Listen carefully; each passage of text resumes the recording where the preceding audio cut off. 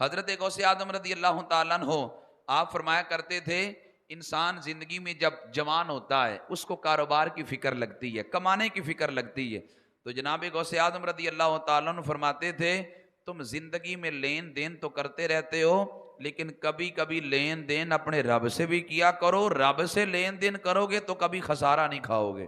اس لیے کہ کریم اور غنی کے ساتھ بندہ جب لین دین کرتا ہے تو لین دین میں اسے کبھی خسارہ نہیں ہوتا، اس لیے تجارت اپنے رب سے بھی کرنی چاہیے، اور یہ رب سے تجارت ایسی ہے اس میں خسارہ کوئی نہیں، اس میں کمی کوئی نہیں۔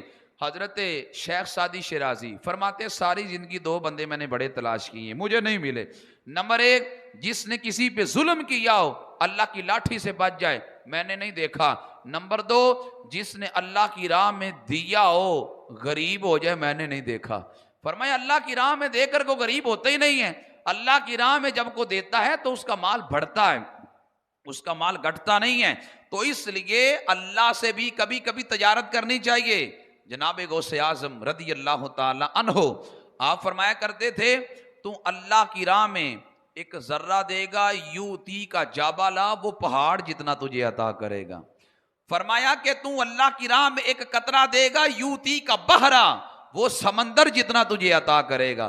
فرمایا اس کی راہ میں دیکھ کے تو دیکھ، اس کی راہ میں خرچ کر کے تو دیکھ۔ فرمایا وہ حق رکھتا نہیں ہے، وہ تو کہتا ہے من ذا الذی یقرض اللہ قرضا حسنا، کون ہے جو مجھے قرض حسنا دے؟ وہ تو کہتا ہے میں نے کسی کو قرضہ دیا ہو، بندہ دیانت دار ہو، مجھے ملنے کی امید ہوتی ہے کہ نہیں ہوتی؟ یقیناً ہوتی ہے، مجھے پتا تھا بندہ دیانت دار ہے مجھے وقت پہ پیسے واپس کر دے گا، اور میں نے کہا کسی بندے کو دیانت دار کو قرضہ دیں وہ واپس کرتا ہے، رب تو کہتا ہے میری راہ میں جو دے گا وہ مجھ پہ قرضہ ہے، میں اتنا نہیں دوں گا 700 گنا بڑھا کے تجھے دوں گا، اتنا بھی نہیں 700 گنا بڑھا کے دوں گا۔ کیسے؟ قرآن میں رب نے کہا، رب فرماتا ہے کہ وہ لوگ جو ہماری راہ میں مال خرچ کرتے ہیں ان کی مثال اس دانے کی طرح ہے۔ فرمایا جو زمین میں جاتا ہے 7 بالیاں اس سے نکلتی ہیں، ہر بالی میں 100 دانہ ہوتا ہے، گویا فرمایا ایک دانے کے بدلے 700 دانہ ان کو ملتا ہے۔ رب کہتا ہے جو میری راہ میں دیتا ہے میں 700 گنا دیتا ہوں، لیکن یہ حد ہے۔ رب کہتا ہے میں راضی ہو جاؤں تو 700 گنا سے بھی بڑھا دیتا ہوں۔ فرمایا پھر اس کی حد کوئی نہیں رہتی، میں اس سے بھی بڑھا دیتا ہوں۔ اس لیے کبھی کبھی تجارت اپنے رب سے بھی کریں۔ حضرت مالک بن دینار بہت بڑے ولی ہیں، مالک بن دینار فرماتے ہیں میں ایک دن گیا اپنے محلے کی مسجد میں، راستے میں نے دیکھا نوجوان نیا مکان بنانا شروع اس نے کیا تھا۔ مالک بن دینار کہتے ہیں میں نے نوجوان سے پوچھا نیا مکان بنانے کا ارادہ ہے کتنے کو پیسے لگیں گے؟ جاگ رہے ہیں آپ ذرا جاگے مزید۔ مالک بن دینار کہتے ہیں میں گزر رہا تھا تو میں نے پوچھا بھائی نیا مکان بنا رہے ہو کتنے پیسے لگیں گے؟ اس نے کہا جی جو نیا مکان بنا رہا ہوں کو تقریباً 1,00,000 درہم اس میں لگ جائے گا۔ مالک بن دینار فرمانے لگے یار 1,00,000 درہم کے بدلے اگر میں تجھے جنت دے دوں تو تجھے قبول نہیں ہے؟ اس نے کہا حضور آپ کیا بات کر رہے ہیں؟ فرمایا یار صحیح کہہ رہا ہوں کہ اگر تو چاہے تو 1,00,000 مجھے دے دے، میں 1,00,000 کے بدلے تجھے جنت کا محل دے دیتا ہوں۔ اس نے کہا 1 رات کی مہلت دیں۔ 1 رات کی مہلت کے بعد وہ حضرت مالک بن دینار کے دروازے پہ پہنچا، کہتا ہے حضور یہ 1,00,000 درہم جو میں نے مکان پہ لگانا تھا میں اپنے رب سے تجارت کی گھر سے آپ کے پاس لے آیا ہوں، آپ 1,00,000 درہم دے دیں۔ حضرت مالک بن دینار کو اس نے 1,00,000 درہم دے دیا۔ مالک بن دینار فرمانے لگے بھئی سودا ہو گیا، تو نے مجھے 1,00,000 درہم دیا ہے، میں نے بدلے میں تجھے جنت کا محل دیا ہے۔ نوجوان کہنے لگا حضور سودا انج نہیں چلنا، آپ مجھے لکھ کے دیں کہ میں نے 1,00,000 کے بدلے جنت کا محل بیچا ہے، آپ مجھے یہاں لکھ دیں۔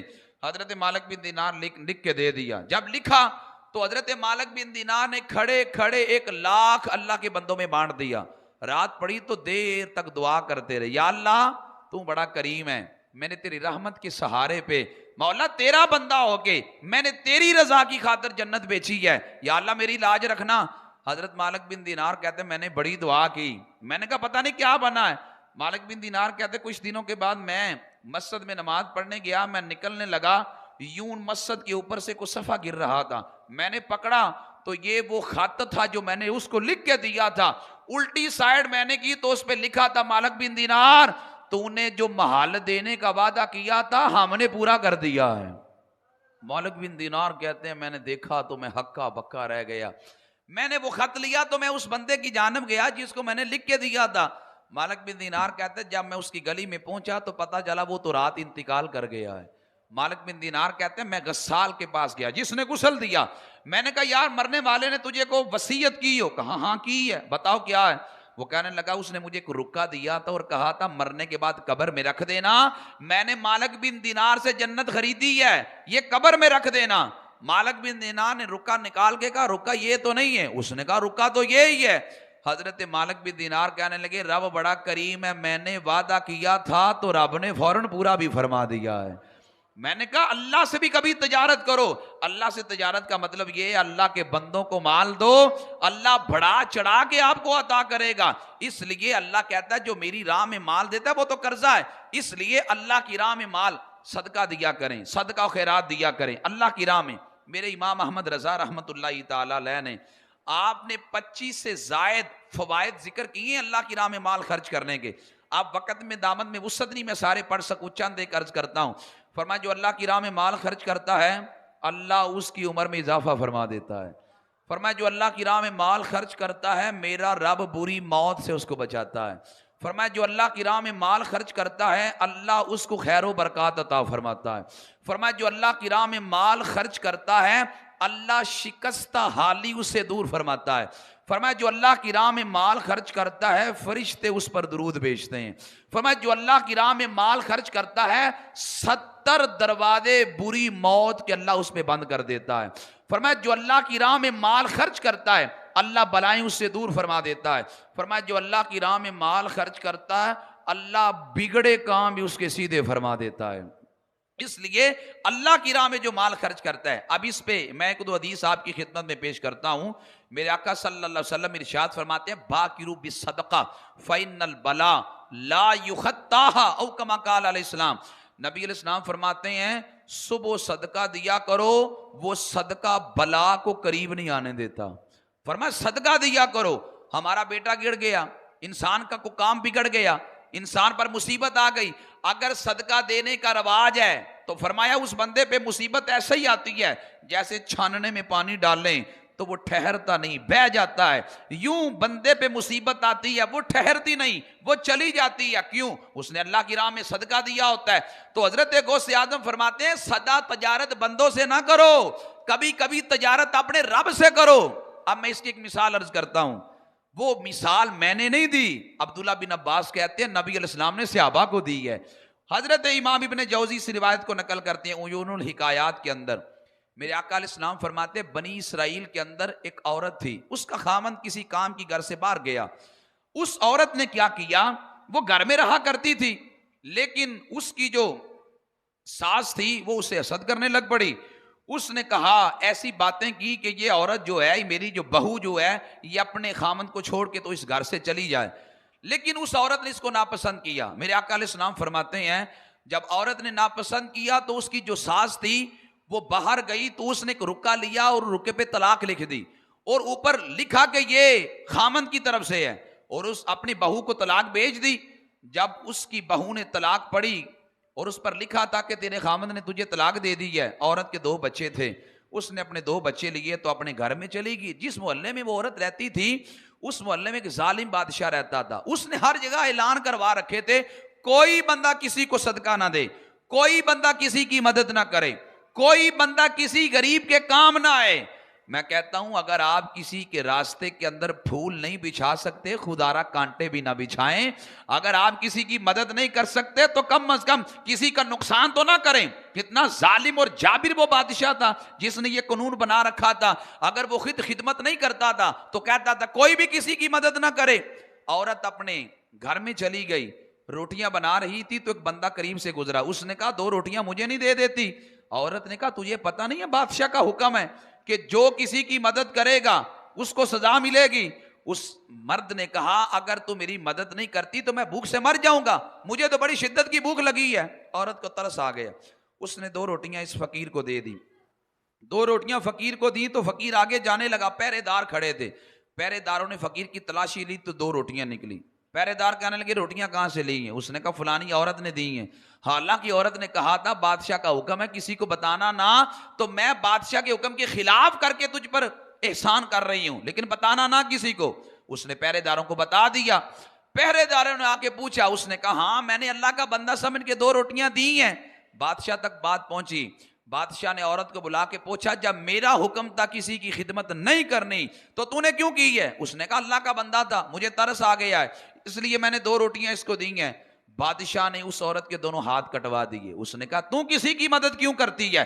میرا جب حکم ہے کسی کی مدد نہیں کرنی, تو نے کیوں کی؟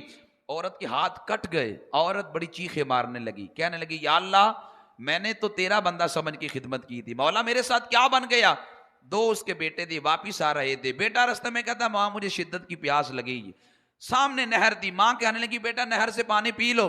ماں کے اپنے ہاتھ تو کٹے ہوئے تھے کہ ماں بیٹے کو سہارا دے کر آگے کرتی. جب بیٹا پانی پینے کے لیے آگے بڑا, پاؤں پھسلا, وہ نہر میں جا کر گوتے کھا کھا کے وہ مر گیا. جب وہ گوتے کھا رہا تھا تو ماں نے اپنے دوسرے بیٹے کو کس کو پکڑو, وہ دوسرا بیٹا پکڑنے لگا, وہ بھی پھسل کے اندر چلا گیا. دونوں بیٹے پانی کے اندر غرق ہو گئے. ماں بوجھل قدموں کے ساتھ گھر پہنچی اور بڑی حیران تھی کہ مالک میرے ساتھ آج کیا بن گیا, اتنی بڑی مصیبت مجھ پہ آن پڑی. اتنے میں ایک بندہ آتا ہے, بڑی نورانی شخصیت, کہنے لگا عورت تجھے کیا ہو گیا؟